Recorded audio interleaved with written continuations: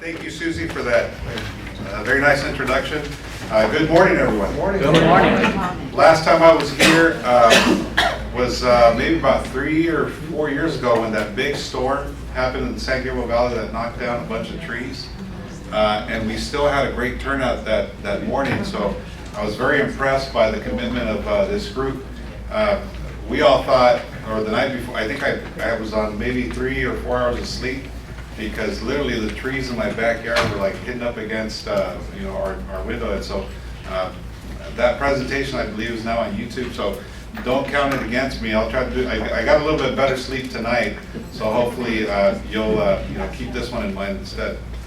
So I want to just start by saying that in the city of Alhambra, one of the things that we pride ourselves in doing is planning to succeed. So we always look at, we meet every 6 months or so, and we look at what we've accomplished the previous 6 months, and we reassess and we look at what things we did well and what things we didn't do as well, and we basically adjust to that and try to make things better for the following 6 months. We also set short-term goals for the following 6 months to see what we want to accomplish in those 6-term months. This over the next year and a half or so, we're going to be doing our long-term plan for the first time in about 30 years. That's the way it works with most cities. So we're going to be doing an update of our general plan.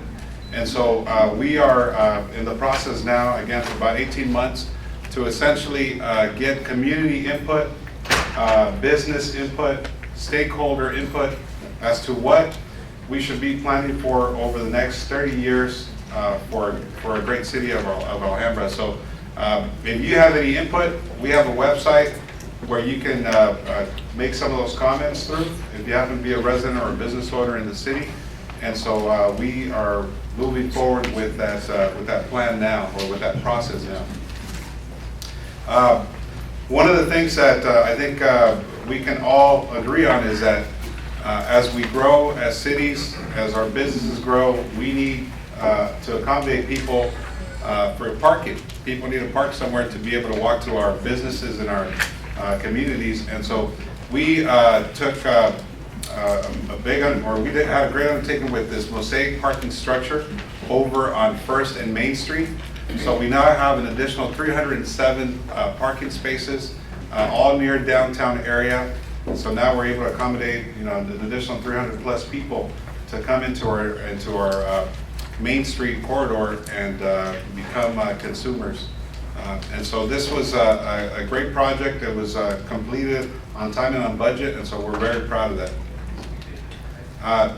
Some of the economic development projects that are currently happening in the city, we have this Casita de Zen over on the northwest corner of 3rd and Main Street. It's 95 residential condominiums and 5,000 square feet of commercial space. I think I'm probably already speaking to a group that's very knowledgeable about this, but one of the things that we established in Alhambra was the need to really have a mixed use area, and that's predominantly our Main Street. And so we really catered to that.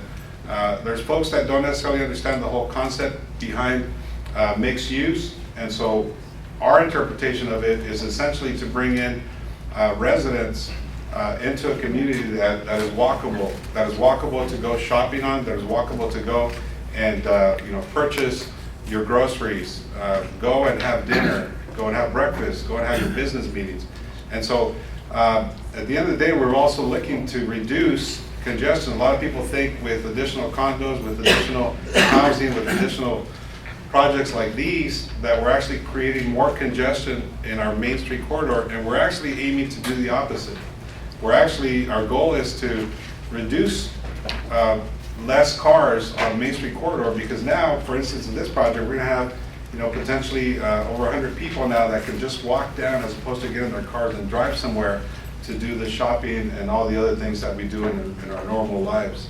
So that's just one example. Another example is the Alhambra Pacific Plaza. This is another mixed-use project. I believe there's over 100 residential units with this one. There's also a market included with the mixed-use project, which is Lojas. Some of you may have heard of Lojas. It actually features cooking classes within the market that essentially will help our residents and others that want to come out and shop here to learn how to cook in a healthy lifestyle type of way and benefit from that, as well as take advantage of a lot of the groceries that are available at that particular store. And these are some of the occupants: Bakery Cafe, which is a Taiwanese bakery, and then, like I mentioned, the Aloha's, which includes fresh fish, among other things. So this is expected to be completed in 2015. Or it is 2015, but it's right around now in the next couple of months. All right, so I lied. I didn't get as much sleep as I thought I did. Another example is the Alhambra place. This is a very large project for us. You may remember Mervin's Plaza. We had kind of been vacant for a long time. We were finally able to get a meeting of the minds with the developer. These are some of the featured retailers that are coming in. It's a Burlington Coat Factory, Sprouts Farmers Market, the Habit Burger, a Blaze Fast Fire Pizza, Bank of the West, Maito is a stationery store, and among others that are still to be determined, including some Main Street restaurants. And so this is also expected to be completed later on. It's actually under construction now. Huge property, 10.5 acres, and it's got 260 luxury apartments that are actually going to go facing Bay Street, which is behind. So if you picture the Renaissance Plaza where the theater is, some of you that may be familiar with Alhambra, across the street is where this project is, and behind that is where these luxury condos would be. The luxury condo construction would actually include at the rooftop sort of a swimming pool and amenities type things where people can go out there and read their book or hang out by the pool. If you've ever been to downtown to the Standard or to those kinds of things, this is kind of what we aim to do as well. And again, the whole concept is to keep folks in town as a consumer base, but also reduce the number of traffic that goes in and out of those condos. And so we're trying to put everything in, there that's available so people can go out and do their shopping. With changing topics a little bit here, one of the things that we've been focusing on, not just post Ferguson and some of the other stuff that's come out of the news about the police in general in the country, is really educating residents as to what our Alhambra Police Department does for our city, as well as educating them on the process as to how we do things in order to continue servicing the public safety aspect of our community. So we do a lot of community type events. One of them is Alhambra Night Out, which is coming up on August 4th. I invite you all to come out. We do a number of things, but really, without going into all the fine details there, we really bring community in to meet with our police officers, and essentially the goal is for them to interact with each other and learn from each other as to what are the concerns from the residents' perspective and what are the processes that our police officers follow to ensure public safety in our city. So I invite you to come out. There's a number of shows, including a show with a German Shepherd that the police officers show you how we use that tool in making arrests sometimes in our city, and actually something that is used probably nationwide as well. We also have a Citizens Police Academy, which for those gun-ho residents that really want to get into the details and the weeds as to what the police department does, we go through a 10-week process and essentially learn about all the intricacies involved with our police department. Body cameras is something that has been spoken about, nationwide, especially again post-Ferguson. So we're doing a pilot program in the city of Alhambra where 4 of our officers will be wearing body cameras. And essentially, if I'm a police officer, I'm wearing a body camera in my pocket. If I go and I make a stop, we're essentially recording the whole thing, not for the whole public to view, but in case some inappropriate action allegation follows, then we can go back and look at these kinds of things. And again, it's a pilot program to see how well that may function. Luckily in Alhambra, we haven't had any of those incidents and that have been talked about in other parts of the country, but we want to make sure that we prevent any of that from happening if indeed it's destined to happen. We do pride ourselves in, again, having a great police department. We've had, our police department has been recognized by with a number of awards, including the Centurion Award, which is by the Peace Office Association of LA County, and then most recently the Alhambra Education Foundation Award provided by the foundation. Let me come back to this one. One of the other things that we are really trying to focus on is really kind of bring in residents and businesses and stakeholders back trust to their with their government. So currently, for instance, if you want your, let's say it's a holiday, and for some reason your trash was scheduled to be picked up on a Monday, and a lot of folks think, oh, well, they didn't pick up my trash or what have you. That, you can now pick up your iPhone or your mobile phone or your smartphone, and with an application that we've recently basically put together, the Alhambra, you can now communicate directly with your city government through your iPhone. So if you need your trash picked up for whatever reason, if you need if you want to report a pothole, if you want, we also have, by the way, if you want to report crimes and that kind of thing, we also have another application that relates to that. And so this is a way to bring residents back in touch with our government to be able to make it more efficient. And now you don't necessarily have to pick up the phone and call. We're trying to make it as easy as possible for you and for residents to do this kind of thing. We also recognize that about 52% of the population in the city is Asian American, the majority being Chinese. And so we also have a WeChat for Chinese speaking, Mandarin speaking residents that essentially allows you to communicate with our police department, report crimes, and help us be the ears and eyes out in the community, since, you know, realistically speaking, the police officers can't be everywhere. So this is a good way to communicate for those folks that are not used to necessarily communicating directly in English, or it's easier for them to communicate in Mandarin or Cantonese. And so we're able to now do this through the WeChat with our police department. And by the way, we also have 17 different languages through this mobile application where residents can actually communicate again with our city staff.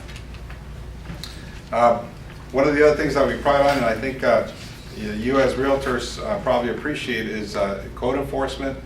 There's a lot of homes out there that are not necessarily kept up to date, and so we want to be able to, one of the ways to upkeep our residents in our community is through code enforcement. But code enforcement goes beyond just your building and safety, and you're not being up to code on certain aspects of your home. I remember when I worked in the county, we used a code enforcement tool for public safety purposes. If you, for instance, essentially we go in with code enforcement, but accompanied with sheriffs and a number of other folks. So for instance, if you happen to have a gun in the house and the child was being exposed to it, the Department of Children and Family Services would get involved somehow, because now you're exposing the child to danger with the gun in the home. And so in other areas, this is a tool that you use especially to crack down on gangs and that kind of thing. And so here in Alhambra, we basically don't have, luckily, a big gang issue, but it is a code enforcement division is a way for us to get in and find out things that we normally wouldn't know about. For instance, houses that are growing marijuana, in some instances, have been found through the code enforcement division. We also, again, trying to emphasize resident involvement. We've started a series of neighborhood cleanup days, which I think over in the city of LA are done all the time. We had a very successful one recently in Emory Park, where we got a number of volunteers, over 100 volunteers, to go out there and basically go out and clean homes and yards and that kind of thing for residents. So now there's no excuse for residents to say, I can't keep up, I'm too busy, etc. Now we actually do volunteer types of events where we go in and help you clean your house. Actually, that kind of came out right. I'm starting to, I may start a wave here of people calling us, I need my house cleaned up, but we only do this periodically, not every day. Everybody, I think by now, has been updated on the fact that there's a drought. The governor basically has mandated all of the cities to take responsibility in reducing water use in their cities. In the city of Alhambra, we actually were mandated a 24% decrease. 24% decrease. The majority of the waste is really watering the lawns and watering the gardens. I think we've gotten used to here in California and LA County to all going out and watering the lawns and not having to worry about there being no water. But I can tell you now that there is an issue. There's a huge drought. Everybody's hoping for the next El Nino, which they say is supposed to be coming. But for now, we really need to restrict our water usage. And we're looking at a number of things. These are just some of the ways we're approaching it. But I'll tell you that one of the things that I recently found out about, for instance, if you're a resident, you have your water meter. A lot of our water meters are not necessarily taking advantage of new technology. Right now, if I leave away for the weekend, there's no way of me, and it rains, there's no way of me turning off my water meter for my home, at least maybe not the one I have, the device I have. There are now devices that allow you to do that. You can do it digitally, where you're on your, again, mobile app, and you're, 200, 300 miles away.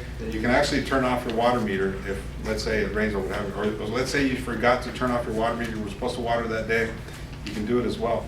The other thing that has happened to me a couple of times is that, I wake up at 5, 6 in the morning and there's a stream of water just spraying up above my roof with a broken sprinkler.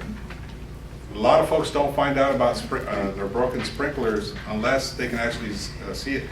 And if you're like me, where you program these sprinklers at 3 or 4 in the morning, unless somebody comes knocking on my door and tells me that I'm wasting water, I really don't find out about it. So now there's also new devices that basically help you, or that tell you, notify you if there's a broken sprinkler in your yard and you need to make a change. So these are just some of the ideas, some of the ways that we are looking at changing the whole concept of water use. Again, sticking with the being environmentally friendly, we do an annual Aquifer Celebration where we inform residents about the various ways of not just saving water, but also being energy efficient and becoming more green, if you will. We make it a community event where we invite folks of all ages to come out, make it fun, but at the same time educating folks on how to be more water and energy efficient. And then we have a number of community events, including for Easter, where we bring out kids, and we have our fire departments do pancake breakfast and those kinds of things, again, to continue involving the community. The big issue that's been prevalent for the last 50 years in Alhambra is the 710. As a matter of fact, I think somebody always tells me a story of how if you bought a house, starting 50 years ago, you always had to sign a waiver. Your realtor would make you sign a waiver to basically saying that you do recognize that the 710 may be constructed, and so you're now potentially either lose your house or we can take your house back if you were within a certain region or area close to the freeway. So we're the furthest now that we've ever been in terms of a 710 tunnel. It is, I think last time I checked, a $5 to $6 billion project. Essentially, there's a large coalition now around supporting the 710 tunnel, which includes unions as well as the chambers of commerce. So it's like you have business and unions basically coming together supporting this. And the ultimate decision maker will be Caltrans with input from the Metro Board.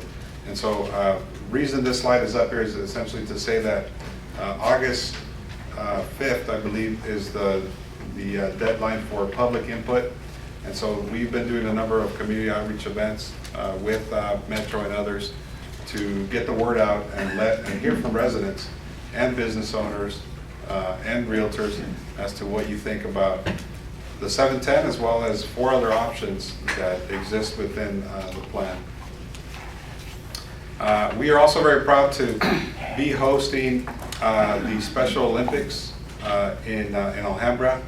We were designated a group from Germany, 100 delegates from Germany, and we've had a number of successful fundraising events to take care of all the expenses that'll be incurred as a result of this. So we're going to have a picnic in the park on Wednesday, July 22nd at Alhambra Park. You're all invited to come out, where we kick off our Special Olympics. And then there's going to be a number of other events throughout the competitions. So I invite you to come out and support that as well. We also aim to try to keep, in the midst of all this, try to keep our residents healthy as much as possible, or at least create incentives for them to get more active. So this is our second annual 5K pumpkin run that we'll have around the city, and it's set for October 3rd. So if any of you are looking at getting to know some of our businesses a little bit closer, I think the routes are scheduled to go around some of our businesses and some of our communities, so that you're able to see what we have to offer without being necessarily in the car. We also, this is our 87th year participation in the Rose Parade Float. We usually have a theme around the parade, and so we prided, last year we had a Go for Broke theme, which honored Japanese American veterans for their 7th anniversary in World War II. And then this year our theme is going to be Parks Make Life Better. One of the things that I want to focus on during my mayorship and my last 4 years on the council is really leaving behind a lot of opportunities for our youth. And so I'm working with the board member, Ms. Mark Paulson, which I think is a member here of the San Gabriel Valley, who's been a board member probably for 25 plus years with the Rose Parade folks, basically helped put together this theme. And these are just a number of other community events that we have around the city to involve more residents and business members. We have a weekly farmers market, Lunar New Year parade to celebrate our community diversity, 4th of July, Memorial Day, Veterans Day, holiday decoration contest, a number of other things. So the holiday decoration contest actually is pretty interesting because we have competition to see whose houses look the best, for instance, during Christmas. And so all the lights and stuff like that, the reason a lot of people, this actually creates a little bit more traffic because people go and watch the show with so many lights along our Fremont Street and other streets.